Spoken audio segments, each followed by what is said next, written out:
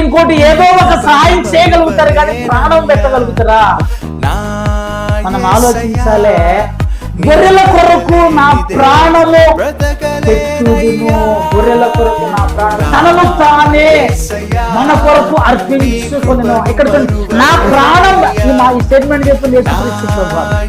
యేసుక్రీస్తు ప్రభువు తన స్టేట్మెంట్ చెప్తూ నా ప్రాణము పెడుతున్నాను.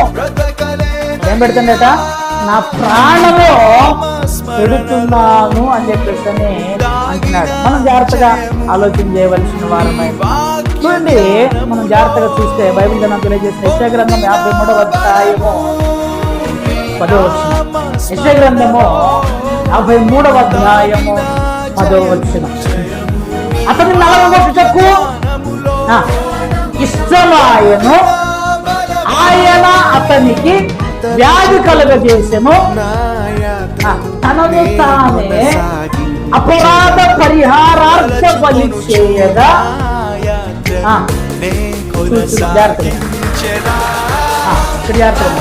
అతడు ఎవరి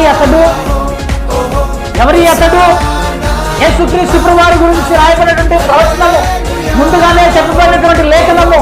అతడు తనను తానే అపరాధ పరిహారార్థ బలి చేయగా.